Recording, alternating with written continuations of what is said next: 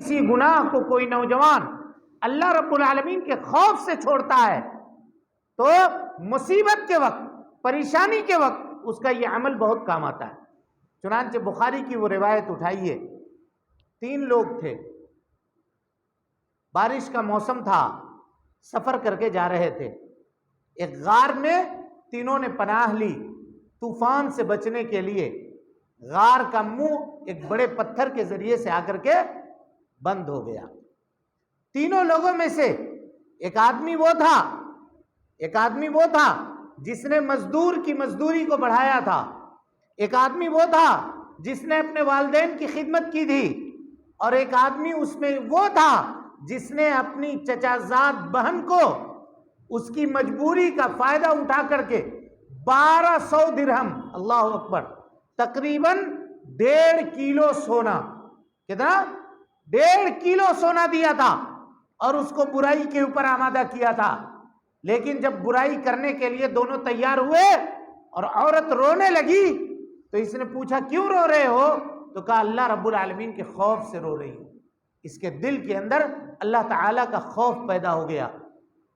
اس جذبے سے اس نے اس عورت کو کہا جاؤ، کہا وہ پیسہ جو آپ نے دیا ہے، کہا جاؤ وہ بھی میں نے اللہ کے لیے معاف کیا۔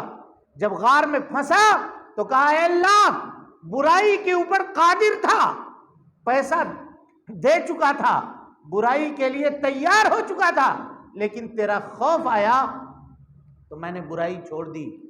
اگر یہ کام، یہ برائی کا چھوڑنا، اگر میں نے خالص تیرے رضامندی کے لیے کی ہے تو اللہ رب العالمین غار سے اس پتھر کو ہٹا دے۔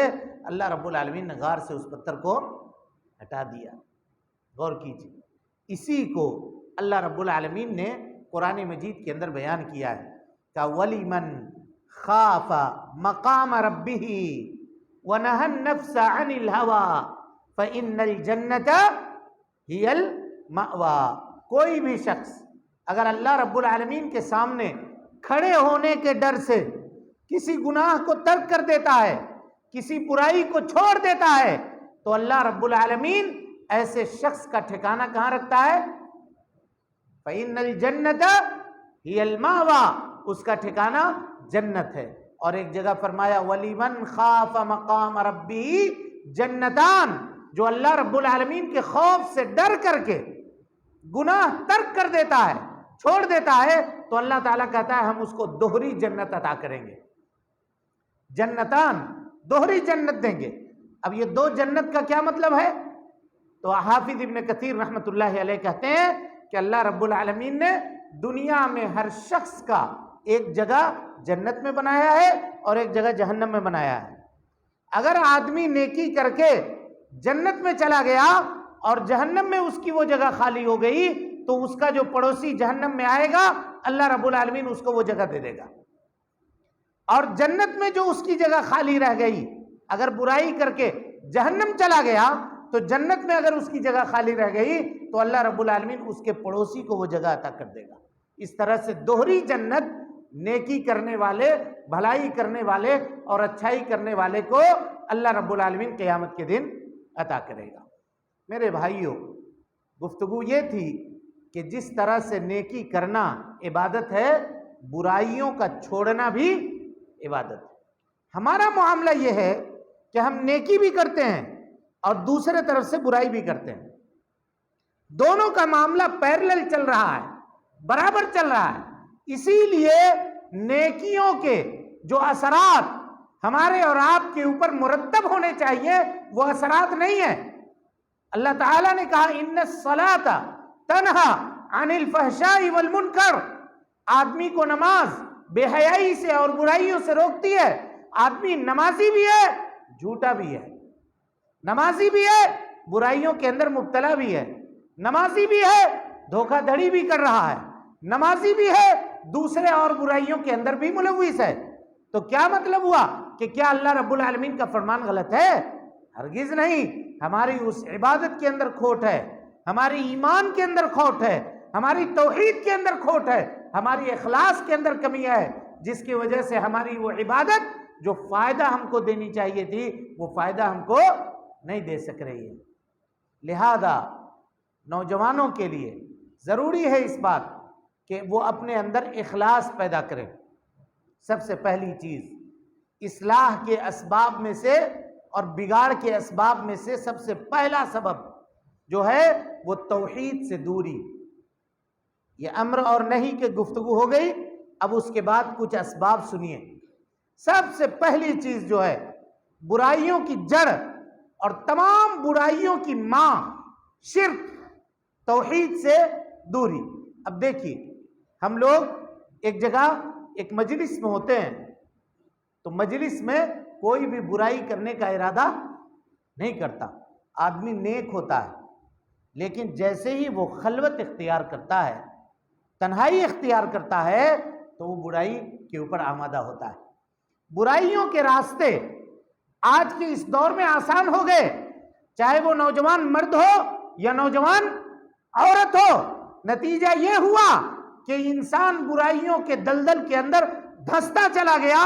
اور بخاری کی وہ روایت اٹھائیے جس میں جناب محمد رسول اللہ صلی اللہ علیہ وسلم نے فرمایا تھا کہ اگر کوئی آدمی ایک برائی کرتا ہے تو نکتت فی قلبہ نکتۃ سودا، اس برائی کی وجہ سے اللہ رب العالمین اس کے دل میں ایک کالا نقطہ ڈال دیتا ہے.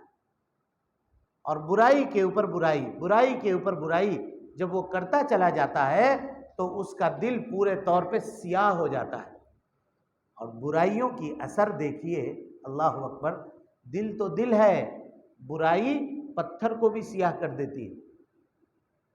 حجر اسود جب جنت سے نازل ہوا تھا، ترمذی کی روایت ہے، دودھ سے بھی زیادہ سفید تھا.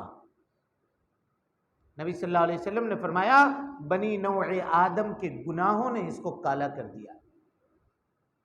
یعنی انسان کے گناہوں کا اثر پتھر کے اوپر ہوتا ہے. یہ تو دل ہے.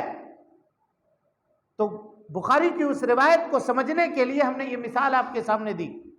کہا جب برائی کرتا ہے تو اس کے دل میں ایک کالا نقطہ پڑتا ہے، اور برائی کے اوپر برائی جب وہ کرتا چلا جاتا ہے اس کالی سیاہی کے اندر اضافہ ہوتا ہے، یہاں تک کہ اس کا دل کلکوز مزخین، اس گھڑے کی طرح سے ہو جاتا ہے جس کو الٹ کر کے رکھ دیا گیا ہو. اب الٹے گھڑے پر اگر آپ پانی ڈالیے گا تو پانی اس گھڑے میں داخل ہوگا؟ ہرگز نہیں ہوگا، وہ چاروں طرف سے نکل جائے گا. یہی حال ہوتا ہے کہ جب دل پورے طور پہ سیاہ ہو جاتا ہے، سخت ہو جاتا ہے، تو اب اس کے بعد نصیحت کی باتیں، ہدایت کی باتیں، دین اسلام کی باتیں، شریعت کی باتیں، قرآن مجید کی باتیں، حدیث رسول کی باتیں اس کے دل کو کوئی فائدہ نہیں پہنچا سکتی. اب ایسے دل سے اگر آدمی اللہ رب العالمین کی عبادت بھی کرنا چاہتا ہے تو اس کی وہ عبادت قابل قبول نہیں ہوتی ہے. اللہ تعالیٰ کی بارگاہ میں وہ عبادت قبول نہیں ہوتی ہے. کیوں قبول نہیں ہوتی ہے عبادت؟ اس کی وجہ دیکھیے. فرمایا نبی صلی اللہ علیہ وسلم نے، مسلم کی روایت ہے، قیامت کے دن کچھ لوگ اللہ رب العالمین کے سامنے لائے جائیں گے جن کی نیکیاں، برائی نہیں، نیکیاں 2 پہاڑ کے برابر ہوگی. تہامہ پہاڑ، سفید پہاڑوں کے برابر نیکیاں ہوں گی. 2 پہاڑ نیکی کے ان لوگوں کے ساتھ ہوں گے. لیکن اللہ رب العالمین ان کے نیکیوں کو ہوا بنا کر کے اڑا دے گا، ناقابل قبول کر دے گا. صحابہ نے پوچھا اللہ کے رسول کیوں؟ کیا وجہ ہے؟ سبب کیا ہے؟ کیوں ان کی نیکیاں ہوا بنا کر کے اڑا دی جائیں گی؟ تو اللہ کے نبی جناب محمد رسول اللہ صلی اللہ علیہ وسلم نے فرمایا قوم، یہ وہ قوم ہوں گے اذا خلو بمحارم اللہ، جب اللہ رب العالمین کے حرمتوں کو لے کر کے تنہائی اختیار کرتے تھے، انتہکوہا، تو تنہائی میں اللہ تعالیٰ کی حرمت کو پامال کر دیتے تھے. آدمی جب لوگوں کے سامنے بیٹھا ہے تو نہایت شریف ہے، لیکن جیسے کمرے میں تنہا ہوا اس کے بعد وہ کیا عمل کر رہا ہے یہ کسی کو نہیں معلوم سوائے رب العالمین کو معلوم. لیکن اس کا یہ عمل، وہ یہ چاہ رہا ہے کہ کوئی نہیں دیکھ رہا ہے، دنیا ہم کو شریف سمجھ رہی ہے، لیکن کل قیامت کے دن انسان کا وہ عمل اس کی تمام نیکیوں کو ضائع کر دے گا.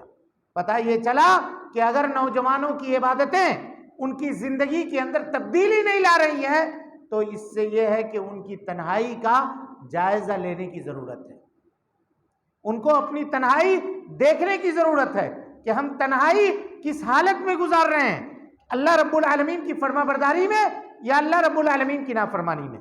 اگر اللہ کی نافرمانی میں تنہائی گزر رہی ہے تو سمجھ لیجئے کہ وہ آپ کی عبادتیں جو آپ کر رہے ہیں اللہ رب العالمین اس کو ہوا بنا کر کے دنیا کے اندر اڑا دے رہا ہے، قیامت کے دن تو اس کو ہوا بنا کر کے اڑا دے گا۔ لہذا اس عبادت سے انسان کو کوئی فائدہ نہیں حاصل ہو سکتا، وہ فائدہ نہیں اٹھا سکتا۔ اس کے بعد آئیے بگاڑ کے اسباب میں سے اگر انسان کی توحید مضبوط ہو، کامل ہو، مکمل ہو تو وہ آدمی اللہ رب العالمین کی رقابت کو، اللہ رب العالمین کے نگہبانی کو یاد کرے گا، چاہے وہ تنہائی میں ہو چاہے وہ اکیلے میں ہو۔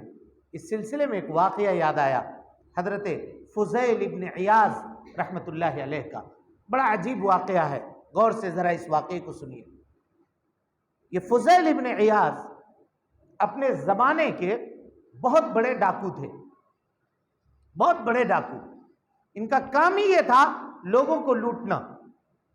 ایک مرتبہ ڈکیتی کے لیے ایک بستی میں داخل ہوئے، کوئی گھر لوٹنا تھا، پورے ان کے ساتھ ان کی ٹیم تھی۔ گھر میں کوئی عورت قرآن مجید کی تلاوت کر رہی تھی آدھی رات کو، اللہ اکبر، دیکھیے کہ قرآن مجید کی تلاوت چل رہی تھی، سورۃ الحدید کی آیت پڑھ رہی تھی، الم یعن للذین آمنوا ان تخشع قلوبہم لذکر اللہ وما نزل من الحق، کیا مومنوں کے لیے یہ وقت نہیں آیا ہے کہ ان کے دل اللہ رب العالمین کے خوف سے لرز جائیں، حق بات کو سن کر کے ان کے دلوں کے اندر تبدیلی آ جائے۔ فضیل ابن عیاض نے جب اس آیت کریمہ کو سنا تو رک گئے وہاں اور کہا بلا یا رب، ہاں رب، وقت آ چکا ہے، اب چاہیے کہ ہم کو بدلنا ہے۔ اب ڈاکوؤں کے سردار تھے، توبہ کیا، سرداری چھوڑی۔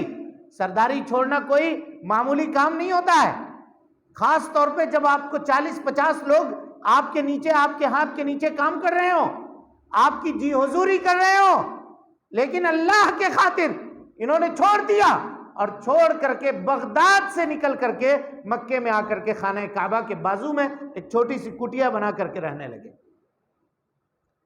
چھوٹی سی کٹیا بنا کر کے، وہیں عبادت کرتے تھے۔ وہاں مکے میں جو عالم تھے ان سے جا کر کے قرآن اور حدیث کی تعلیم حاصل کرتے تھے، وہیں مزدوری کرتے تھے، جو کچھ مل جاتا تھا اس سے اپنا گزر بسر کر لیتے تھے۔ اب جو یہ ڈاکوؤں کے جو چیلے تھے، ان کے جو، اب ان لوگوں نے دیکھا کہ سردار تو بے وفا نکلا، آدھے راستے میں ہم کو چھوڑ کر چلا گیا، لیکن ان کو معلوم تھا کہ لت جو پرانی لگی ہے وہ تو چھوٹے گی نہیں۔ انہوں نے ایک عورت کو تیار کیا کہ ہر رات کو وہ بن کر کے، سور کر کے فضیل ابن عیاض کے کٹیا کے سامنے، ان کے اس جھوپڑی کے سامنے جا کر کے کھڑی ہو جاتی تھی اور ان کو دعوت نظارہ دیتی تھی، 1 مرتبہ، 2 مرتبہ، 3 مرتبہ۔ جب انہوں نے دیکھا اور وہ عورت کو سمجھایا، وہ نہیں مانی، تو ایک رات فضیل ابن عیاض نے اس عورت کا ہاتھ پکڑا اور لے کر کے خانہ کعبہ کے صحن میں آ گئے اور کہا کہ ٹھیک ہے، جو برائی تم چاہتی ہو وہ برائی ہم یہاں پہ انجام دینا چاہتے ہیں۔ وہ عورت اچھل پڑی، کہا تمہیں شرم نہیں ہے؟ تم خانہ کعبہ کے سامنے یہ برائی کرو گے؟ تمہارے پاس عقل نہیں ہے؟ کہا تم کو شرم نہیں ہے؟ وہ رب جو خانہ کعبہ میں دیکھ رہا ہے، کیا وہ ہماری جھوپڑی میں نہیں دیکھ رہا ہے؟ کیا وہ دنیا کے کسی کونے میں نہیں دیکھ رہا ہے؟ نوجوانوں کے اپنے دل کے اندر یہ بات آج پیدا کرنی چاہیے کہ جو رب ہم کو مجلس کے اندر دیکھ رہا ہے، محفل کے اندر دیکھ رہا ہے، وہی رب ہم کو اپنے گھر کے اندر دیکھ رہا ہے، تنہائی کے اندر دیکھ رہا ہے، اکیلے میں دیکھ رہا ہے۔ جب یہ جذبہ آپ کے دلوں کے اندر پیدا ہو جائے، ہمارے اور آپ کے دلوں کے اندر پیدا ہو جائے، تو ہم برائی سے یکسر بچ جائیں گے۔ اب وہ جو لڑکی تھی، اس لڑکی نے جب یہ سنا تو اس کے اندر بھی کپ کپی طاری ہو گئی اور اس نے بھی برائی سے توبہ کیا اور اللہ رب العالمین کی عبادت میں اپنے آپ کو لگا لیا۔ یہ معاملہ تھا ہمارے اسلاف کا، اور یہی وجہ ہے جب بھی کبھی تنہائی میں آدمی برائی کا ارادہ کرے تو اللہ کی توحید کو یاد کریں. ہم بندے ہیں, ہم غلام ہیں, وہ مالک ہے. یہی رشتہ ہے ہمارا اللہ رب العالمین سے, اس کے علاوہ کوئی رشتہ نہیں ہے. نہ تو کوئی حسب کا رشتہ ہے, نہ نسب کا رشتہ ہے. ہم غلام ہیں, وہ رب ہے, وہ جیسا آرڈر دے گا ہم کو ویسا کرنا ہے. اگر ہم نافرمانی کرتے ہیں تو اللہ رب العالمین ہم کو سزا دینے کے اوپر قادر ہے, وہ ہم کو گرفت میں لینے کے اوپر قادر ہے, ہم کو پکڑنے کے اوپر وہ قادر ہے. اور گناہوں پر اللہ رب العالمین پکڑ کرتا ہے. اس کی ایک مثال لیجئے. ہم لوگ کہتے ہیں کہ میاں ہم جوان ہیں, ابھی ہم کھیلے کودیں گے نہیں تو کب کھیلیں گے؟ ابھی تو ہمارے اڑنے کے وقت ہے, بوڑھے ہو جائیں گے تو عبادت کریں گے. ٹھیک ہے, بوڑھے میں بھی عبادت کیجئے, کوئی غلط بات نہیں ہے. یہ وضاحت اس لیے کر رہا ہوں کہ شیطان دونوں طرح سے آتا ہے. جوان ہے تو اس کو کہتا ہے کہ ابھی جوانی ہے یار, بہت دن باقی ہے, ابھی سے عبادت کر کے کیا کرو گے؟ بوڑھے جب ہو جاؤ گے تب اس کے بعد مسجد پکڑ لینا. اور جب آدمی بوڑھا ہو جاتا ہے, دل اللہ کی طرف راغب ہوتا ہے, تو اس کو آ کر کے سمجھاتا ہے کہ عمر تو گزار دی تم نے کھیل کود میں, لہو و لعب میں, بیکاری میں, اب آخری وقت میں آئے ہو, آخری وقت میں کیا خاک مسلمان ہوں گے؟ یہ اس کو سمجھاتا ہے. کیوں نہیں مسلمان ہوں گے؟ اگر مرنے سے پہلے بھی اللہ رب العالمین نے کلمے کی توفیق دے دی, اور گناہ سے اگر آدمی توبہ کرتا ہے غرغرے سے پہلے بھی, تو اللہ تعالیٰ قادر ہے کہ اس کے توبہ کو قبول کرے. ہم کون ہوتے ہیں اس کے بندے کے درمیان اور اس کے غفور الرحیم کے درمیان ہم حائل ہونے والے ہم اور آپ کون ہوتے ہیں؟ اسی لیے کبھی بھی اللہ رب العالمین کے فضل سے اور اس کے توفیق سے مایوس ہونے کی ضرورت نہیں ہے. چاہے کوئی نوجوان ہو, چاہے کوئی بوڑھا ہو, ہزار گناہ کیوں نہ کی ہو, اللہ رب العالمین کے سامنے توبہ کیجئے, استغفار کیجئے, انشاءاللہ اپنے رب کو غفور الرحیم پائیے گا, معاف کرنے والا پائیے گا. اس سلسلے میں ایک واقعہ یاد آیا, اب اس کو بیان کر کے پھر گفتگو کو آگے بڑھاتے ہیں. حضرت اسود ابن یزید بڑے تابعی ہیں. اسود ابن یزید تابعی ہیں بڑے, یہ وہ یزید نہیں, دوسرے یزید ہیں. اسود ابن یزید نام ہے اس کا. مدینے کے اندر تھے, آخری وقت تھا, سکرات کا عالم تھا, بستر کے اوپر بے ہوش پڑے ہوئے تھے. حضرت واصلہ ابن اسقا صحابی رسول میں سے سب سے آخری صحابی ہیں انتقال کے اعتبار سے, سب سے آخری صحابی واصلہ ابن اسقا. ان کو پتا چلا کہ اسود ابن یزید بیمار ہے, تو انہوں نے اپنے ساتھی سے کہا کہ مجھے ذرا لے چلو اسود کے پاس, ملاقات کرنے کے لیے جا کر کے ملاقات کریں گے. صحابی پہنچے, اسود ابن یزید بے ہوش پڑے ہوئے تھے. ان کو خبر دی گئی کہ صحابی رسول حضرت واصلہ ابن اسقا آئے ہیں. یہ سننا تھا کہ ہوش آ گئی, اٹھ گئے. بے ہوش جو پڑے ہوئے تھے, بے ہوشی کی عالم ختم ہو گئی. ہاتھ سے اشارہ کیا, کہا بلاؤ ان کو, جلدی بلاؤ میرے پاس. صحابی کو لایا گیا, ان کے سامنے, ان کی چارپائی کے سامنے بٹھایا گیا, تو حضرت اسود جو ہیں وہ بستر کے اوپر ہاتھ ٹٹولنے لگے, ایسا ٹٹول رہے تھے. حضرت واصلہ کہتے ہیں کہ میں سمجھ گیا کہ یہ میرا ہاتھ چاہتا ہے. انہوں نے ہاتھ بڑھا دی, ہاتھ کو لیا, سینے کے اوپر رکھا, پیشانی کے اوپر رکھا, ہاتھ کا بوسہ دیا, کیونکہ صحابی تھے. یہ وہ ہاتھ تھا جنہوں نے جناب محمد رسول اللہ صلی اللہ علیہ وسلم کے دست مبارک کو چھوا تھا. یہ ہو گئی بات. اس کے بعد حضرت واصلہ ابن اسقا نے ایک سوال کیا. کن سے؟ اسود ابن یزید سے. کہا اے اسود, کیسا محسوس کر رہے ہو اس وقت, اور کیسی امید رکھتے ہو اپنے رب سے؟ اور کیجئے. حضرت اسود ابن یزید نے کہا اہلکتنی ذنوبی, مجھ کو میرے گناہوں نے ہلاک کر دیا.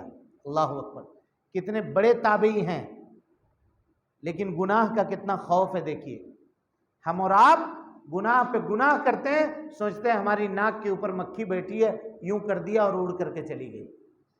گناہوں کا احساس نہیں ہے. کہ اہلکتنی ذنوبی، مجھ کو میری گناہوں نے ہلاک کر دیا.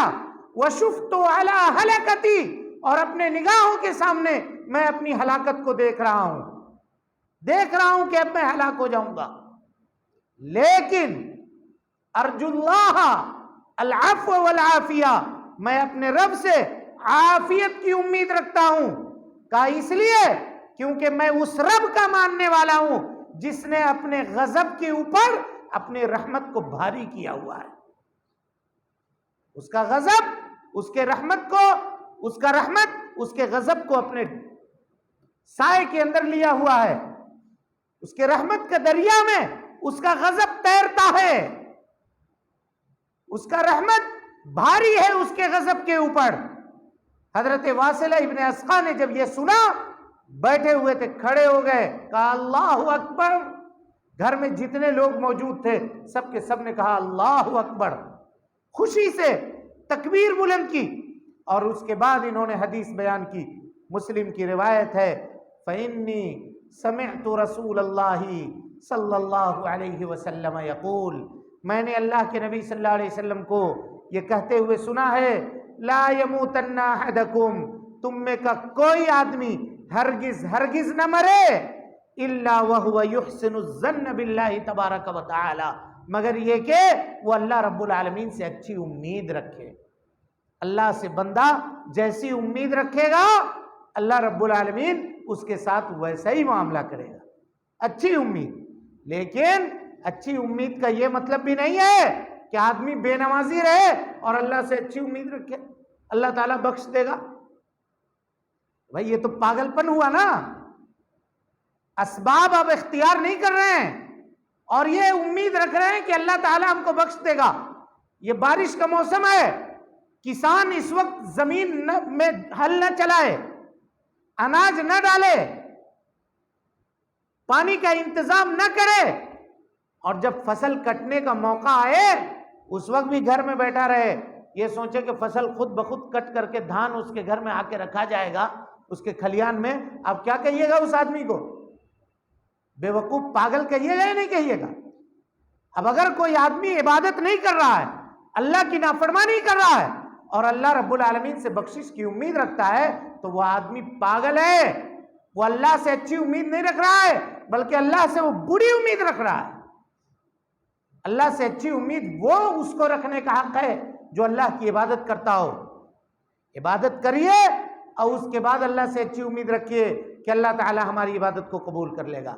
آپ اپنے گھر میں تالا نہ لگائیں اور اللہ کے اوپر یہ امید رکھیں کہ اللہ تعالیٰ چوری ہونے سے بچائے گا. کبھی کوئی عقل مند آدمی ایسا کرے گا؟ بولیے. جیب سے پیسہ نکال کر کے موٹر سائیکل کی سیٹ کے اوپر رکھ کر کے نماز پڑھنے کے لیے مسجد آئیے اور اللہ سے اچھی امید رکھیے کہ اللہ تعالیٰ میرا پیسہ غائب نہیں کروائے گا. ہوگا ایسا؟ یا کوئی عقل مند ایسا کرے گا؟ بولیے. کوئی نہیں کرے گا. تو جب دنیاوی معاملات میں ہم یہ کرنے کے لیے تیار نہیں ہیں تو ہم آخرت کے معاملات میں کیسے ایسا کرتے ہیں کہ برائی پہ برائی کرتے ہیں اور اللہ کہتے ہیں کہ اللہ تو غفور الرحیم ہے، اللہ تعالیٰ ہم کو معاف کر دے گا. اللہ یقیناً غفور الرحیم ہے، معاف کر دے گا، لیکن ہم کو نیکی کرنا پڑے گا کیونکہ اس نے ہم کو دنیا کے اندر نیکی کرنے کے لیے پیدا کیا ہے. لیکن ہم دنیا داری میں پڑھ کے بل تؤثرون الحیات الدنیا والآخرۃ خیر وابقا. اللہ رب العالمین نے کہا تم دنیا کی زندگی کو ترجیح دیتے ہو جبکہ آخرت بہتر ہے اور زیادہ باقی رہنے والی ہے. آخرت کی زندگی، انسان اپنی آخرت کی زندگی کو دیکھے.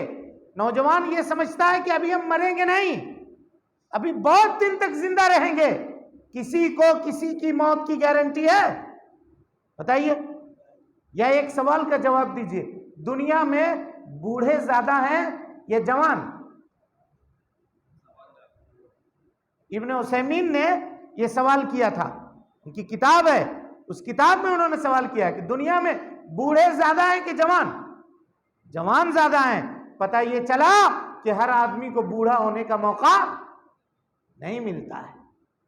اس سے یہی نہ پتہ چلا کہ ہر آدمی کو بوڑھا ہونے کا موقع نہیں ملتا ہے. اور اس کے بعد ابن عثیمین کہتے ہیں اتفق العلماء قاطبتاً، پورے دنیا کے عقل مندوں کا اس بات کے اوپر اتفاق ہے علی ان الموت، کہ موت لیس له سبب معین، اس کے لیے کوئی سبب نہیں ہے، ولا عمر معین، کوئی عمر متعین نہیں ہے. 2 مہینے کے بچے کو بھی موت آتی ہے، 2 سال کے بچے کو بھی موت آتی ہے، اور 100 سال کے آدمی کو بھی موت آتی ہے. کوئی نہیں بتا سکتا. ولا عمر معین یأتیکم بغتہ، اچانک تمہارے پاس آئے گی، وانتم لا تشعرون، اور تم کو اس کا شعور بھی نہیں ہوگا کہ اب ہم کو دنیا چھوڑ کر کے جانا ہے، دنیا سے نکل کر کے جانا ہے. پتہ یہ چلا کہ نوجوان کو آج ضرورت نہیں ہے کہ وہ بڑھاپے میں عبادت کرنے کے اوپر اپنی توبہ کو ٹال کر کے رکھے. کب مرے گا، کون کب دنیا سے رخصت ہو جائے گا اور کس کا بلاوا آ جائے گا، کسی کو یہ گارنٹی نہیں ہے. ہر وقت اللہ رب العالمین کے سامنے جانے کے لیے آدمی کو تیار رہنا چاہیے. یا ایھا الذین آمنوا اتقوا اللہ حق تقاتہ ولا تموتن الا وانتم مسلمون، تمہاری موت نہ آئے مگر اس حال میں کہ تم مسلمان ہو. ہم کو اور آپ کو معلوم نہیں ہے کہ ہماری موت کب آئے گی، آپ کی موت کب آئے گی.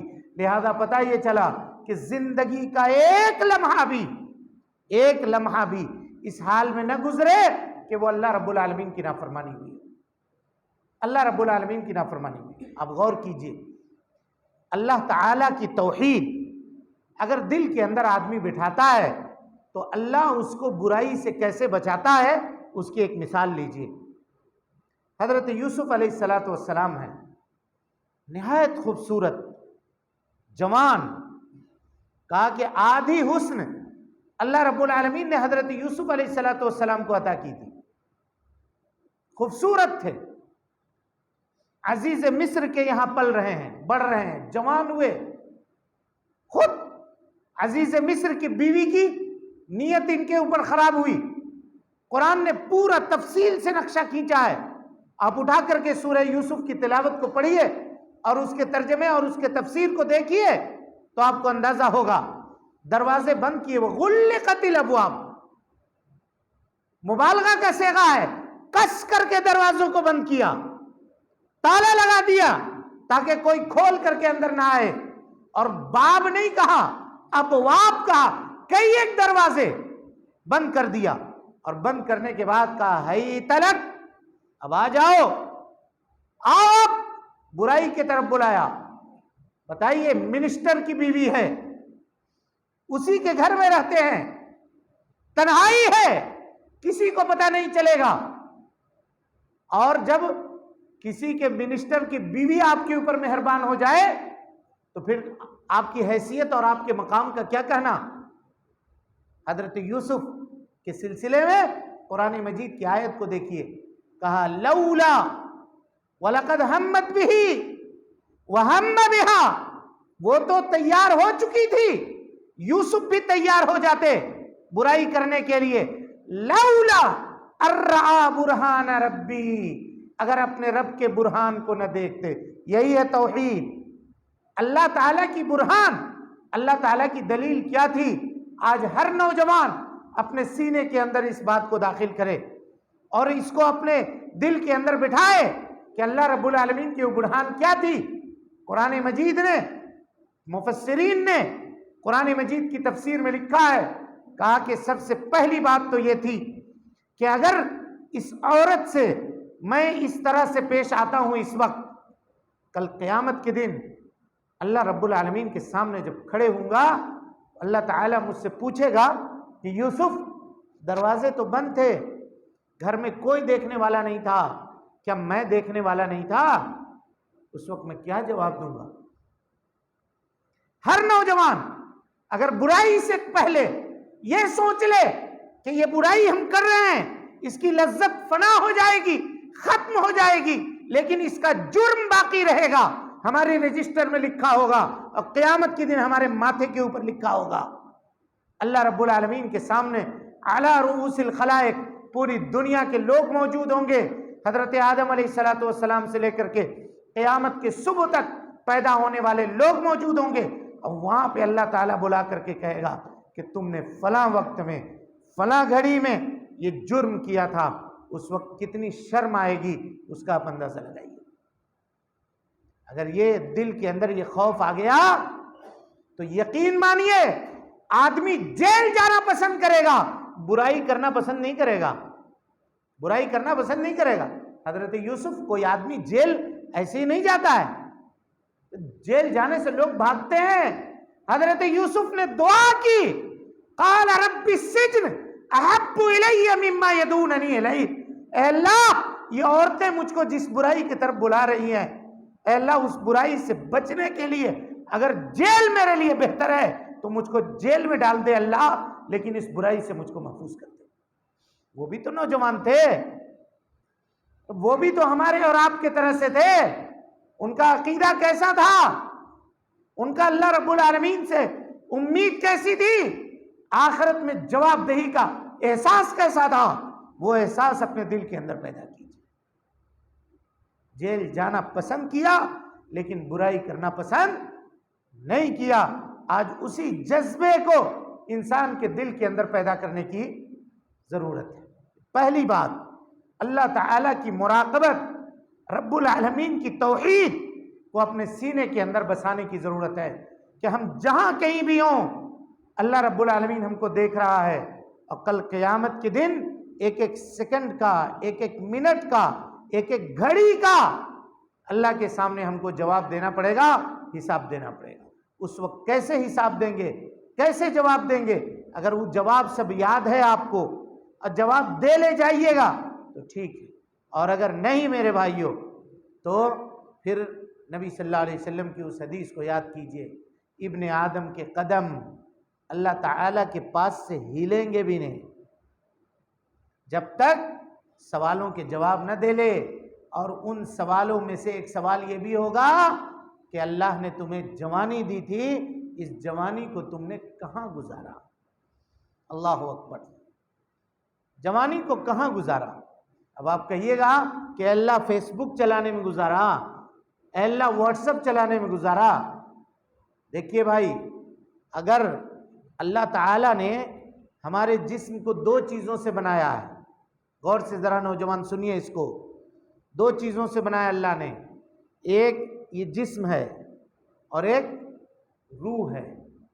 جسم کی غذا زمین سے ہے، کیونکہ جسم مٹی سے بنی ہے، اسی لیے چاول، گیہوں، اناج جو کچھ ہم زمین سے کھاتے ہیں اس سے جسم مضبوط ہوتا ہے۔ اور روح کو بھی غذا چاہیے، روح کی غذا اللہ تعالیٰ نے آسمان سے نازل کی ہے، اس لیے کہ روح آسمانی ہے۔ 4 مہینہ جب مکمل ہوتا ہے، 120 دن بچے کا اس کے ماں کے پیٹ میں، تب فرشتہ اللہ کے حکم سے اترتا ہے، روح پھونکتا ہے، اور روح پھونکنے کے بعد وہ روح آسمان سے لے کر کے آتا ہے۔ تو روح ہماری روحانی غذا کی طلبگار ہوتی ہے، اور روحانی غذا کتاب و سنت کے اندر ہے۔ اگر آپ کتاب و سنت سے اس کو غذا نہیں دیجیے گا تو وہ غذا کہاں سے حاصل کرے گی؟ یہی موبائل سے حاصل کرے گی، واٹس ایپ سے حاصل کرے گی، فیس بک سے حاصل کرے گی، میوزک سن کے حاصل کرے گی۔ نتیجہ یہ ہوگا کہ ہماری روح فاسد ہو جائے گی، ہماری روح بگڑ جائے گی، ہماری روح بیمار ہو جائے گی۔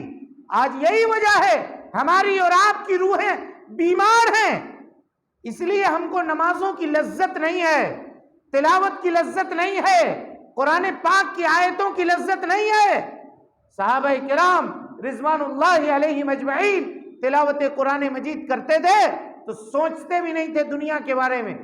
نماز جب ادا کرتے تھے اور نماز جب ختم ہو جاتی تھی، مسجد چھوڑ کے جانے کا موقع آتا تھا تو کہتے تھے اللہ یہ نماز اتنی جلدی کیوں ختم ہو جاتی ہے، اور دیر تک ہم تجھ سے گفتگو کیوں نہیں کرتے ہیں؟ ان کا جذبہ یہ تھا، اور ہم تو یہ سمجھتے ہیں کہ کتنا جلدی نماز مکمل ہو۔ امام صاحب اگر کسی دن رکوع سجدہ لمبا کر دیا تو اس دن شکایت ہو جاتی ہے کہ آج لمبا کر دیا، آج فلاں کر دیا۔ ہمارا یہ معاملہ ہے، نماز میں کھڑے بھی ہیں تو حساب و کتاب جوڑ رہے ہیں، کس سے کتنا لینا ہے، کس کا کتنا دینا ہے، کہاں کون چیز چھوڑا ہے، کہاں کیا کیا ہے۔ کیونکہ دل بیمار ہے. روح کو جو غذا ملنی چاہیے کتاب و سنت کی، وہ غذا ہم نے نہیں دی ہے. ہم میوزک سنتے ہیں صبح و شام.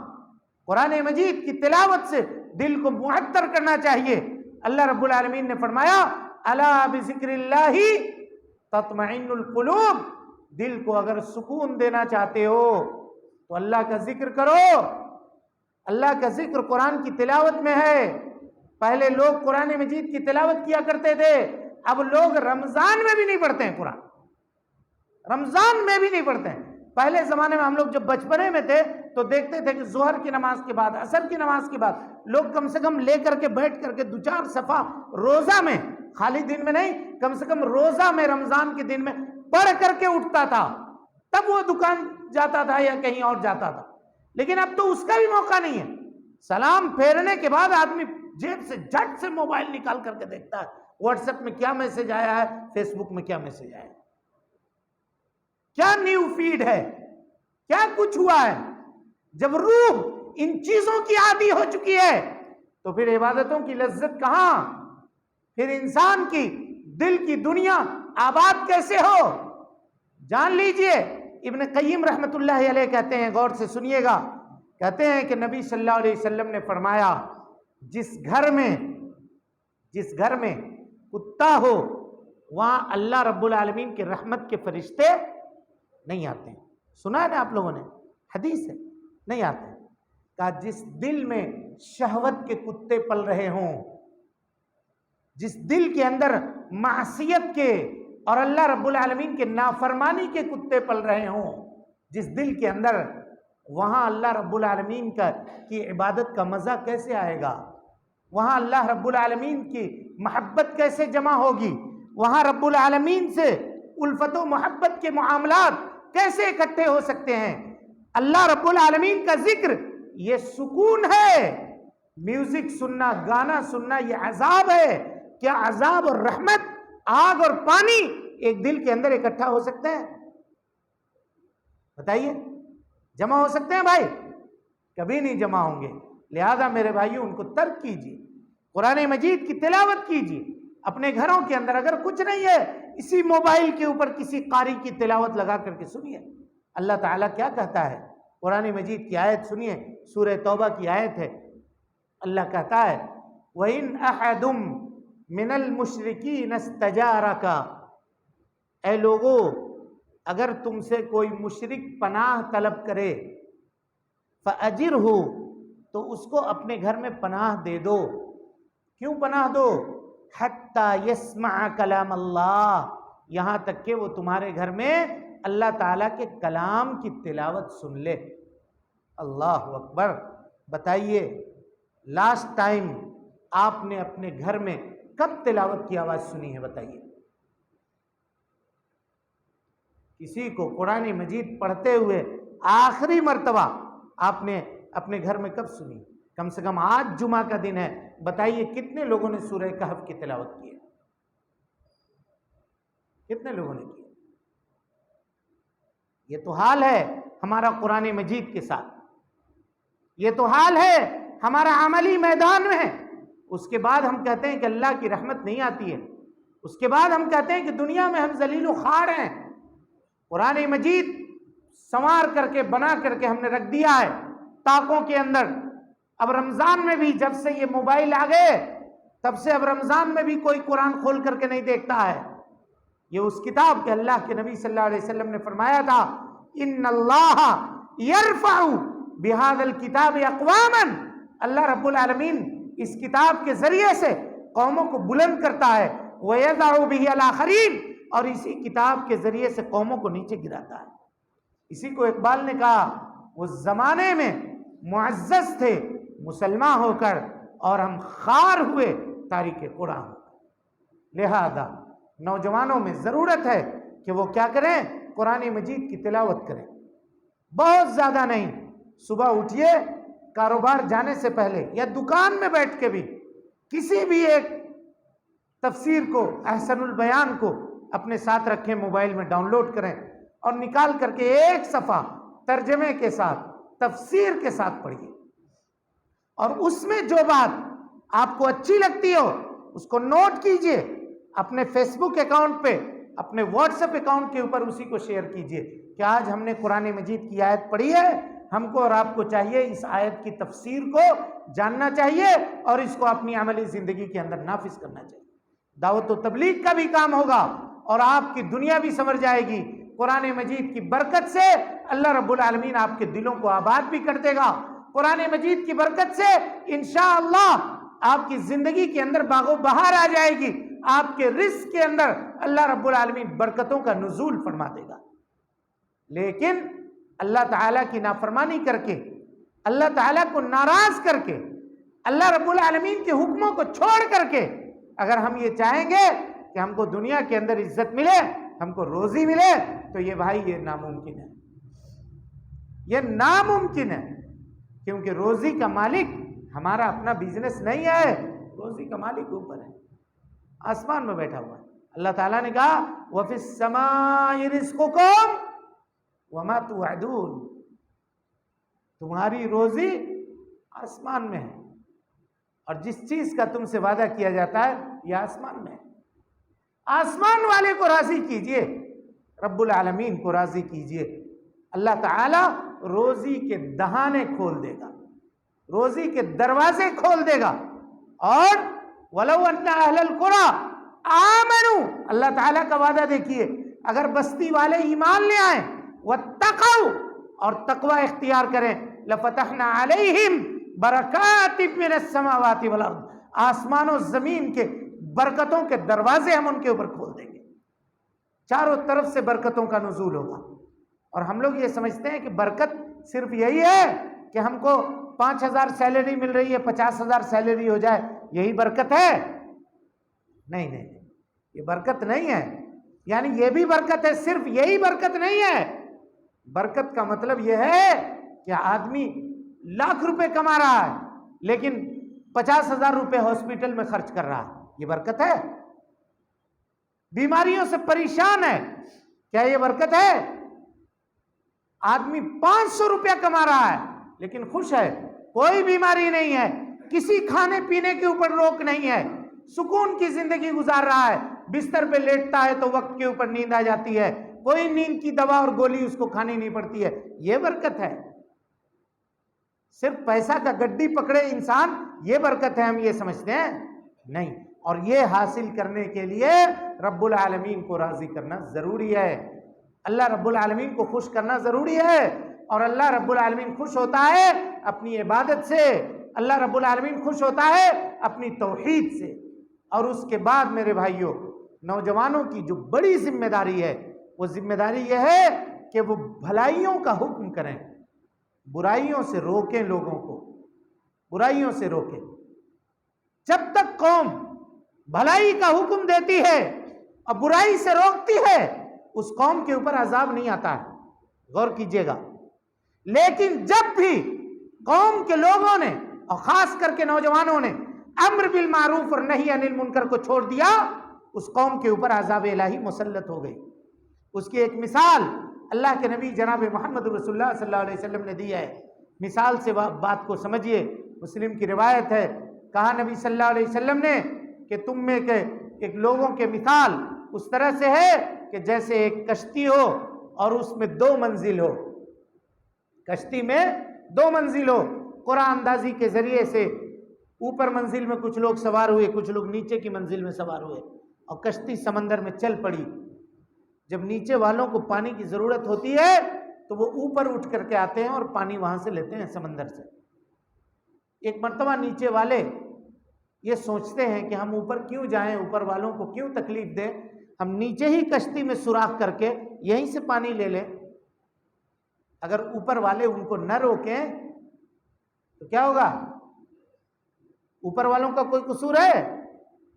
بولیے, اوپر والوں کا کوئی قصور ہے کیا؟ کشتی میں سوراخ انہوں نے کیا ہے, کس نے کیا ہے؟ آج نوجوانوں میں عام طور پر یہ چیز عام ہے کہ ارے ہم ٹھیک ہیں, اس کو جانے دو, وہ چاہے جیسا بھی ہو, ہم کو اس سے کیا مطلب ہے. آج ہم بہت کمرشیل ہو گئے ہیں, جہاں فائدہ ہے وہاں فائدے کی بات ہو، وہ بھی فائدہ آنکھ کے سامنے نظر آنی چاہیے، ہم اس میں ہاتھ لگاتے ہیں. دوسرا کوئی بات ہے جانے دو اس کو گڑھے کے اندر. ساتھ میں دوست ہیں، یار ہیں، ایک ساتھ اٹھتے بیٹھتے ہیں، اذان ہوئی اٹھ کر کے نماز کے لیے آ گئے، اگلے کو نہیں کہا تم مت جاؤ نماز کے لیے، کبھی نہیں کہا کہ آؤ ہمارے ساتھ نماز ادا کرو. ترمذی کی روایت ہے، علامہ البانی نے حدیث کو ضعیف کہا ہے، لیکن لوگوں نے اس کے مفہوم کو صحیح کہا اور اس سے استدلال کیا ہے. حدیث قیامت کے دن دو پڑوسی کو لایا جائے گا. ایک پڑوسی آئے گا اور اللہ تعالی اس کے نامہ اعمال کو دیکھ کر کے اس کو کلین چٹ دے دے گا. حکم ہو جائے گا فرشتوں کو کہ جاؤ اس کو جنت میں لے جا کر کے داخل کر دو. فرشتے ٹھیک لے کر کے بڑھیں گے، دور سے اس کا پڑوسی آواز دے گا، یا رب ہذا خاننی، اے میرے رب اس نے میری خیانت کی ہے، اس کو روکیے روکیے اس کو. اب وہ سامنے والا پریشان ہو جائے گا. جب وہ قریب ہوگا تو کہے گا اے اللہ دنیا میں یہ میرا پڑوسی تھا، میں جانتا ہوں اس کو، پہچانتا ہوں، یہ میرا پڑوسی تھا، لیکن کبھی بھی ہم نے اس کے بال بچے میں، اس کے گھر بار میں، اس کی زمین میں، اس کے کاروبار میں، اس کے دولت میں ہم نے کبھی خیانت نہیں کی ہے، کبھی ہم نے اس کے لیے برائی نہیں چاہا ہے، پھر یہ کون سی خیانت کی بات کر رہا ہے؟ وہ کہے گا اے اللہ میں اس کے سامنے برائی میں ملوث ہوتا تھا، یہ مجھ کو دیکھتا تھا، میرے سامنے گزر کر کے نماز کے لیے جاتا تھا، لیکن کبھی اس نے مجھ کو نماز پڑھنے کے لیے نہیں کہا، کبھی نہیں کہا کہ چلو آؤ مسجد کی طرف. کاروبار کرتا تھا مجھ سے، کبھی نہیں کہا. اور ٹھیک یہی معاملہ گھر کے بیوی کے ساتھ، بچوں کے ساتھ ہوگا. ابا نمازی ہیں، گھر میں بیٹی بے نمازی ہے یا بیوی بے نمازی ہے، لوگ اپنے بچوں کو 6 بجے اسکول کے لیے تو اٹھاتے ہیں اور جگاتے ہیں، ٹیوشن جانے کے لیے اگر 5 منٹ لیٹ ہو جائے تو لڑکے سے پوچھ دیتے ہیں کہ ٹیوشن لیٹ کیوں گیا، پیسہ خرچہ کر رہے ہیں ہم. لیکن نماز کے لیے ہفتوں نہ آئے بچہ، کسی باپ کو یہ پوچھنے کی حاجت اور ضرورت نہیں ہوتی ہے کہ بیٹا تم مسجد کیوں نہیں گیا. جمعہ میں بھی نہ آئے تب بھی ہم نہیں پوچھتے ہیں. کہا نا ہم کمرشیل لوگ ہیں، فائدہ ہم کو نظر کے سامنے آنا چاہیے.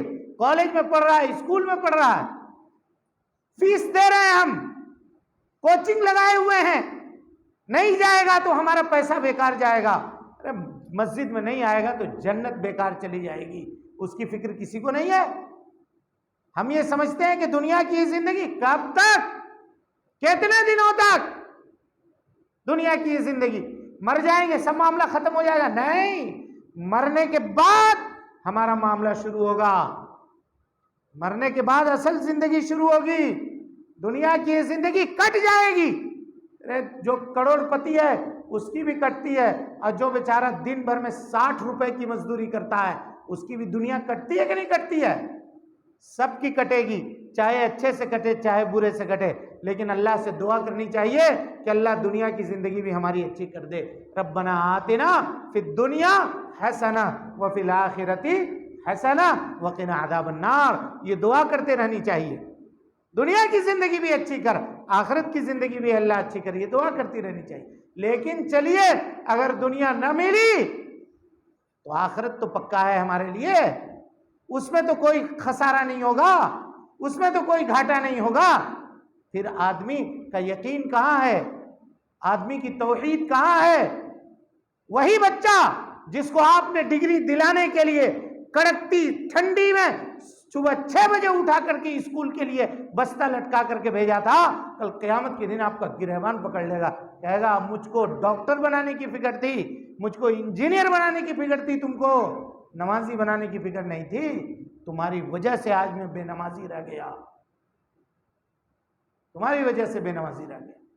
بطور سزا کے اللہ رب العالمین دونوں کو جہنم رسید کرے گا، دونوں کو جہنم. کیونکہ یہ شخص جس کا فیصلہ ہو چکا تھا، ترمذی کی روایت ہے، اللہ تعالیٰ کہے گا جہاں تک حقوق اللہ کا معاملہ تھا، میرا معاملہ تھا، میں نے تم کو کلین چٹ دے دیا تھا، لیکن یہ بندے کا معاملہ ہے، بندے کا معاملہ ہے. اور حقوق العباد میں اللہ تعالیٰ کہتا ہے کہ میں اس میں کوئی دخل نہیں دوں گا، میرے بندے کا بندے سے معاملہ ہے. اور حقوق العباد کا معاملہ اللہ کے یہاں اتنا ٹائٹ ہے کہ بغیر سینگ کی بکری نے اگر سینگ والی بکری نے بغیر سینگ والی بکری کو بھی مارا ہے تو دونوں کا بدلہ جب تک پورا نہ ہو جائے اللہ رب العالمین اس وقت تک دونوں کا معاملہ چھوڑے گا نہیں. ہم کیا سمجھتے ہیں کہ یوں ہی چھوٹ جائیں گے، جیسے چاہیں گے جس طرح سے چاہیں گے ہماری زندگی کٹ جائے گی، گزر جائے گی اور ہمارا معاملہ آسان ہوگا؟ میرے بھائیوں، قیامت کے دن اگر آپ یہ چاہتے ہیں کہ اللہ رب العالمین ہمارے ساتھ اچھا معاملہ کرے تو دنیا کی اس زندگی کو سنوارنے کی ضرورت ہے اور دین اسلام کو اپنی زندگی کے اندر نافذ کرنے کی ضرورت ہے. اس کے بعد آئیے، روح کو غذا چاہیے. جب ہم کتاب و سنت سے غذا نہیں دیں گے تو وہ انٹرنیٹ سے غذا حاصل کرے گی، وہ غذا حاصل کرے گی غیروں کے افکار سے، غیروں کے نظریات سے. نتیجہ یہ ہوگا کہ غیروں کے افکار اور اس کے نظریات اس کے دل کے اندر، اس کے روح کے اندر رچ بس جائیں گے اور اسلام کی جو روشنی ہے، دین کی جو روشنی ہے، منہج کی جو روشنی ہے، شریعت کی جو روشنی ہے، وہ اس کے دل کے اندر مدھم پڑ جائے گی. برائیاں اس کے دلوں کے اندر گھر کر لیں گی، جگہ بنا لیں گی اور وہ آدمی کیا ہوگا؟ پھر برائیوں کے اندر ملوث ہوتا چلا جائے گا اور دنیا کی زندگی اس کی برباد تو ہوگی ہی، آخرت کی زندگی بھی اس کی تباہ و برباد ہوگی. لہذا میرے بھائیوں، ان تمام بیماریوں سے، برائیوں سے بچنے کے اسباب میں سے سب سے اہم سبب یہ ہے کہ ہمیں بحیثیت گارجین، ہمیں بحیثیت نوجوان، ہمیں بحیثیت بچہ، بحیثیت بچی یا بحیثیت قوم کی بیٹی، بحیثیت ماں، بحیثیت بہن، سب کو دین کی طرف واپس پلٹنے کی ضرورت ہے، دین کی طرف واپس آنے کی ضرورت ہے. اور ہم لوگ صرف کہتے ہیں دین، دین کہتے ہیں. دین اپنے وسیع مفہوم کے اندر کیا معنی ہے اس کا، یہ کبھی ہم نے سمجھا نہیں ہے. دین ہم لوگ سمجھتے ہیں کہ صرف نماز، روزہ، یہ صرف اسی کا نام دین ہے. دین ہماری سیاسی زندگی بھی ہے، دین ہماری سماجی زندگی بھی ہے، دین ہماری تعلیمی زندگی بھی ہے اور دین ہماری اقتصادی زندگی بھی ہے. پوری زندگی کا نام ہے دین. سمجھتے ہیں دین کی بات تم مسجد میں رکھو، لوگ کہتے ہیں یہ سب بات مسجد میں رکھو، یہ کالج ہے، یہ سب باتیں مسجد میں کرنا، ملا گیری الگ کرو، یہ بازار ہے، یہ دکان ہے. ہم لوگ یہ کہتے ہیں اگر آپ مسلمان ہیں، آپ کی بازار مسلمان نہیں ہے تو پھر آپ مسلمان نہیں ہیں. آپ مسلمان ہیں، آپ کا لباس مسلمان نہیں ہے تو پھر آپ مسلمان نہیں ہیں. اگر آپ مسلمان ہیں، آپ کا اخلاق اور کردار مسلمان نہیں ہے تو پھر آپ مسلمان نہیں ہیں. اخلاق و کردار کے معاملے میں اپنے ہر ایک، اور کبھی کبھی بسا اوقات آج کے اس زمانے میں لوگوں کو یہ کہنا پڑتا ہے کہ مسلمان کو مت دیکھیے، اسلام کو دیکھیے. ہم لوگ کہتے ہیں کہ نہیں کہتے ہیں؟ کیوں بھائی؟ کیوں؟ اس لیے کہ مسلمان عمل میں زیرو ہو گیا. نبی کریم صلی اللہ علیہ وسلم کے زمانے میں لوگ کتاب پڑھتے نہیں تھے، صحابہ کے کردار کو دیکھتے تھے اور اسلام قبول کرتے تھے. امام بخاری رحمۃ اللہ علیہ نے ادب المفرد کے اندر ایک واقعہ نقل کیا ہے. ہر نوجوان، ہر شخص اس واقعے کو غور سے آپ سنیے اور اس میں جو عبرت کے پہلو ہے اس کو حاصل کرنے کی کوشش کیجیے. ایک صحابی ہیں، صحابی کا نام ہے عبداللہ ابن رواحہ، مشہور صحابی ہیں. نبی صلی اللہ علیہ وسلم نے سن 6 ہجری میں جب خیبر فتح کیا تو خیبر میں یہودیوں کا قبضہ تھا. آج بھی آپ مدینے سے تقریباً 220 کلومیٹر کی دوری پر جائیں تو خیبر آباد ہے اور جا کر کے دیکھیں وہ کس طرح سے لہلہاتا ہوا. وہاں آج بھی گیہوں کی کھیتی، چاول کی کھیتی، انگور کی کھیتی اور ان سب کی کھیتیاں ہوتی ہیں. پہاڑ ہے، پہاڑ سے پانی اترتا ہے اور وہاں یہ کھیتیاں ہوتی ہیں. یہودی کھیتی کیا کرتے تھے. اللہ کے نبی صلی اللہ علیہ وسلم نے جب خیبر کو فتح کر لیا تو یہودیوں نے آ کر کے نبی صلی اللہ علیہ وسلم سے ریکویسٹ کی. کیا ریکویسٹ؟ کہ اللہ کے نبی آپ لوگ تو کھیتی کرنا نہیں جانتے ہیں، مدینہ والے، وہاں گیہوں نہیں ہے، چاول نہیں ہے، انار نہیں ہے، انگور نہیں ہے آپ کے یہاں، تو آپ اگانا بھی نہیں جانتے ہیں. آپ ایسا کیجئے، زمین کے مالک آپ ہیں، کھیتی کرنے کی ذمہ داری ہم کو دے دیجئے، جو بھی پیداوار نکلے گا آدھا حصہ ہم اس کا مدینہ روانہ کر دیں گے. بٹیا جس کو ہم لوگ کہتے ہیں، اد بٹیا، اس کے اوپر 50-50 کے اوپر نبی صلی اللہ علیہ وسلم نے صحابہ سے مشورہ کیا. یہود ایسا کر رہے ہیں، صحابہ نے کہا کہ ہاں یہ کھیتی باڑی کرنا یہ ہمارے بس کا کام نہیں ہے، ہم لوگ جانتے بھی نہیں ہیں، انہی کو دے دیجئے، یہ لوگ کھیتی باڑی کریں گے. یہود دھوکے باز قوم ہے. 1 سال 2 سال تک صحیح غلہ بھیجتے رہے. تیسرے سال چوتھے سال سے کہنے لگا اس مرتبہ کیڑا لگ گیا، تو اس مرتبہ پانی نہیں ہوا، تو اس مرتبہ کچھ اور ہو گیا، اس مرتبہ آفت لگ گئی، اناج کم کرنا شروع کر دیا. اللہ کے نبی جناب محمد رسول اللہ صلی اللہ علیہ وسلم نے صحابی حضرت عبداللہ ابن رواحہ کو بھیجا خیبر. عبداللہ ابن رواحہ وہ صحابی تھے جن کو خرس یعنی اندازہ لگانے میں ایکسپرٹ تھے. جو لوگ کھیتی باڑی کرتے ہیں ان کو اندازہ ہوتا ہے. آپ کھیت کے کنارے کھڑا کیجئے، وہ دھان دیکھ کر کے بتا دیں گے اس میں سے 4 کوئنٹل نکلے گا. ہو سکتا ہے 5 کلو کم ہو جائے، 10 کلو زیادہ ہو جائے، یہ الگ بات ہے، لیکن ایک لمسم بتا دیں گے وہ. تو نبی صلی اللہ علیہ وسلم نے حضرت عبداللہ ابن رواحہ کو یہ ذمہ داری دی کہ گیہوں پکنے سے پہلے وہ جا کر کے کھیت دیکھ کر کے کس کے حصے میں کتنا ہے وہ لکھ کر کے اس کو دے دیں، تاکہ اتنا غلہ بھیجے، وہ چوری نہ کر سکے، دھوکہ نہ دے سکے. عبداللہ ابن رواحہ کہتے ہیں کہ ایک مرتبہ میں پہنچا، کردار کی بات ہو رہی، کردار کی، ایک مسلمان کا کردار. ہم لوگ جو کہتے ہیں نا اسلام کو دیکھو مسلمان کو مت دیکھو، مسلمان کا کردار اصل ہوتا ہے. دیکھیے کردار. کہا کہ عبداللہ ابن رواحہ بیان کرتے ہیں کہ میں پہنچا، رات کا وقت تھا، جہاں میں اترتا تھا وہاں اتر گیا، دروازہ بند کر کے سونے کی تیاری میں تھا کہ اچانک دروازے پہ دستک ہوئی. کسی نے دستک دیا. کہا کون ہے؟ کہا ہم خیبر کے یہودی ہیں، آپ سے ملنا چاہتے ہیں. حضرت عبداللہ ابن رواحہ نے کہا کہ ٹھیک ہے، ہم صبح آئیں گے تمہارے کھیت میں، تم سے ملاقات کریں گے، اس وقت جاؤ، یہ رات کا وقت ہے، یہ ملنے کا کون سا وقت ہے؟ کہا نہیں ہم آپ سے ابھی ملنا چاہتے ہیں اس وقت. کہ اس طرح کے جو کام ہوا کرتے ہیں نا وہ عام طور پہ ایسے ہی وقت میں ہوا کرتے ہیں جب ساری دنیا کی دکانیں بند ہو جاتی ہیں. ایک دکان کھلا ہوتا ہے جہاں مومن اپنا ایمان بیچتا ہے. آج کے اس دور میں ایمان کی سوداگری ہوتی ہے، خرید و فروخت ہوتی ہے. عبداللہ ابن رواحہ نے دروازہ کھول دیا، وہ دونوں یہودی آ کر کے قریب بیٹھے اور 2 اشرفیوں سے بھری ہوئی تھیلی حضرت عبداللہ ابن رواحہ کے قریب کر دیا. کہا کہ یہ آپ کے لیے ہے، مٹھائی کھانے کے لیے یا کچھ بھی آپ کہہ لیں. کہا کیوں ہے؟ کہا خرچہ زیادہ ہے، کل جب صبح ہمارے کھیت میں جائیے گا تو تھوڑا سا ہمارا اناج کم کر کے لکھیے گا، ہم کو فائدہ ہو جائے گا. ہم اور آپ ہوتے تو کیا کرتے؟ بولیے بھائی کیا کرتے؟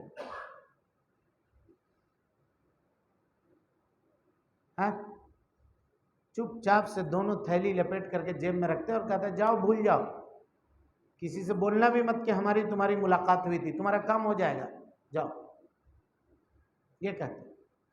لیکن عبداللہ ابن رواحہ نے کیا کہا غور کیجیے.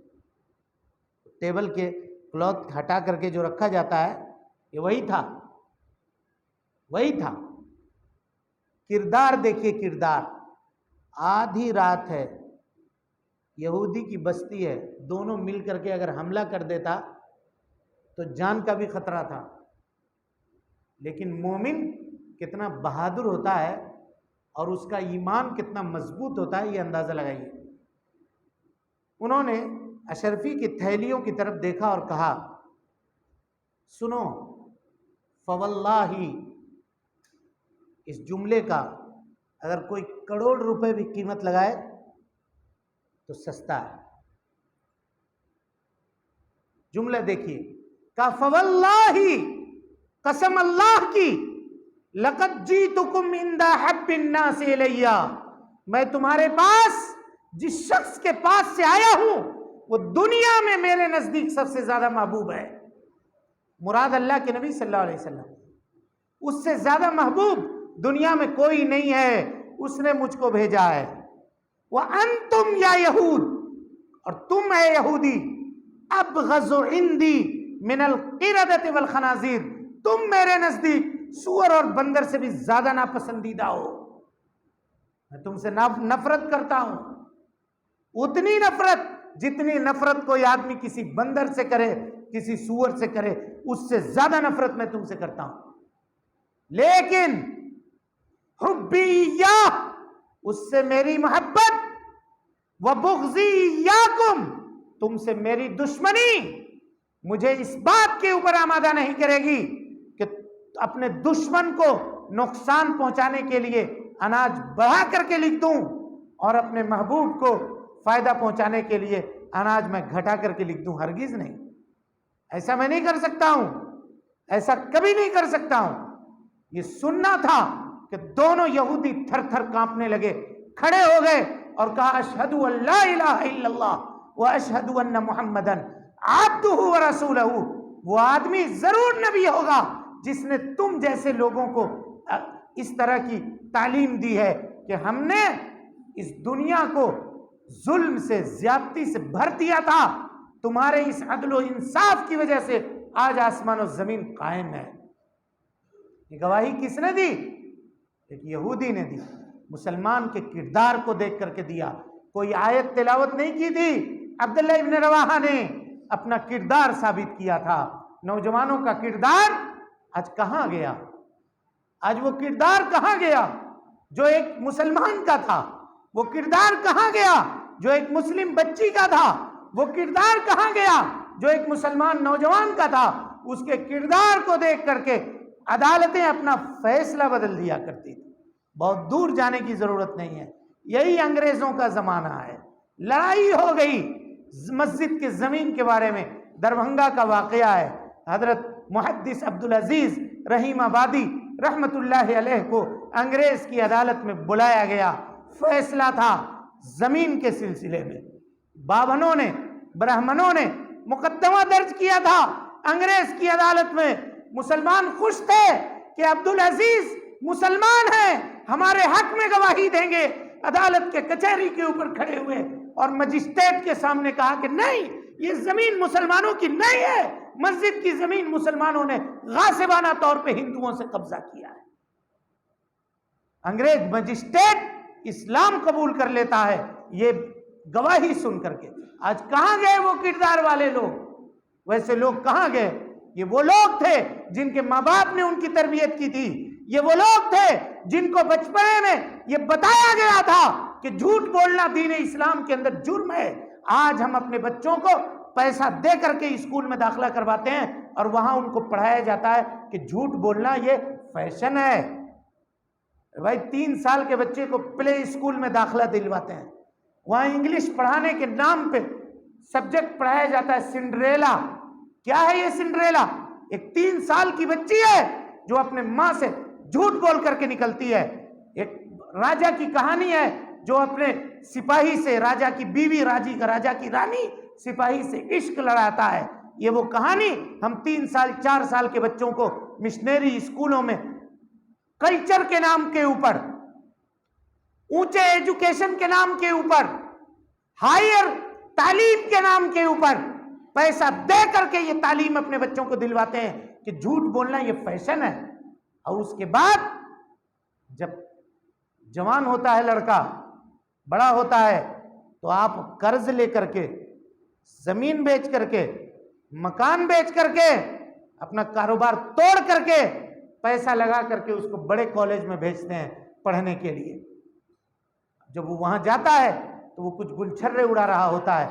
آپ سمجھتے ہیں کہ وہ اسٹڈی کر رہا ہے؟ وہ پڑھ رہا ہے، کیونکہ 3 سال کی عمر میں بچپنے میں اس کو یہ سکھایا گیا ہے کہ ماں باپ کو جھوٹ بول کر کے پیسہ لے لینا یہ فیشن ہے. آپ نے اس کو سکھایا ہے. اور یہ وہ زمانہ تھا جس وقت یہ سکھایا جاتا تھا کہ بیٹے ایک شخص گزرا ہے ہمارے اسلام کے اندر جس کا نام امام بخاری تھا، اس کی ماں نے اس کے دامن کے اندر اشرفی سیل دی تھی، کسی کو پتا نہیں تھا. جہاز میں جب ڈاکوؤں نے حملہ کیا تو پوچھا کہ بیٹا تمہارے پاس کچھ ہے؟ کہاں میرے پاس بھی ہے، یہ دیکھو اشرفی ہے. کہا بیٹا ہم تو اشرفی نہیں دیکھے تھے، تم نے جھوٹ کیوں نہیں کہہ دیا، کیوں نہیں کہہ دیا کہ میرے پاس کچھ نہیں ہے؟ کہا نہیں نہیں، میری ماں نے کہا تھا کہ جھوٹ کبھی مت بولنا، جھوٹ جرم ہے، جھوٹ گناہ ہے، اللہ کو ناپسند ہے. یہ تعلیم آج کون دیتا ہے؟ کون دیتا ہے بولیے؟ کوئی نہیں دیتا، کسی کو فرصت نہیں ہے. آج ہم بھی کمرشیل ہو چکے ہیں، ایک ایک منٹ کا حساب رکھتے ہیں، ہر منٹ میں پیسہ آنا چاہیے. وہ منٹ ہمارا بیکار گیا جس منٹ میں پیسہ نہیں آیا، تھک ہار کر کے رات کو گھر گئے تو اب پھر موبائل کا دور شروع ہوتا ہے. اسی ہندوستان میں سروے کرنے والوں نے سروے کیا اور بتایا کہ صرف مسلمانوں کے اندر 56% طلاق کی جو شرح ہے اس کے درمیان کی جو وجہ ہے وہ موبائل ہے. آدمی دن بھر محنت کر کے جاتا ہے گھر سے، تھوڑا سا وقت جو ملتا ہے بیوی سے گفتگو کا، بچوں سے گفتگو کا، حال احوال قوائد جاننے کا، بیوی الگ موبائل لے کر کے ویست ہے، شوہر الگ موبائل لے کر کے ویست ہے، وہ الگ سو گیا وہ الگ سو گیا. ایک گھر میں ایک چھت کے نیچے رہتے ہیں، کسی کو کسی کی حالت کے بارے میں پتہ نہیں ہے. آدمی اپنے باپ سے بات کر رہا ہے لیکن نگاہ موبائل میں ہے، اپنی ماں کے سامنے بات کر رہا ہے، گفتگو کر رہا ہے لیکن نگاہ موبائل میں ہے. یہ معاملہ ہو گیا. بگڑے ہوئے اس سماج میں آج بھی امید کی کرن باقی ہے. اپنے آپ کو دین کی طرف واپس پلٹائیے، اپنے ذمہ داریوں کا احساس کیجئے. جو ذمہ داری آپ کے کندھے پر اللہ نے رکھی ہے بحیثیت گارجین، بحیثیت نوجوان، اس ذمہ داری کا احساس کیجئے. امر بالمعروف کیجئے، نہی عن المنکر کیجئے، برائی دیکھ کر کے اس کو روکیے، برا کو برا جاننے کی صلاحیت رکھیے، برا کو برا کہیے. انشاءاللہ ہماری اور آپ کی زندگی میں خوشحالی آ جائے گی، فارغ البالی آ جائے گی. اللہ رب العالمین سے دعا ہے کہ اللہ تعالی ہمیں اور آپ کو حسن عمل کی توفیق دے. رب العالمین ہم سب کی اصلاح فرمائے، نیکیوں کو قبول کرے، سیئات سے درگزر فرمائے، جب تک زندہ رکھے دین اسلام پہ زندہ رکھے، اور جب اٹھائے ایمان پہ اٹھائے. اقول قولی ھذا واستغفر اللہ لی ولکم ولسائر المسلمین من کل ذنب وخطیۃ فاستغفروہ انہ کان للأوابین غفورا.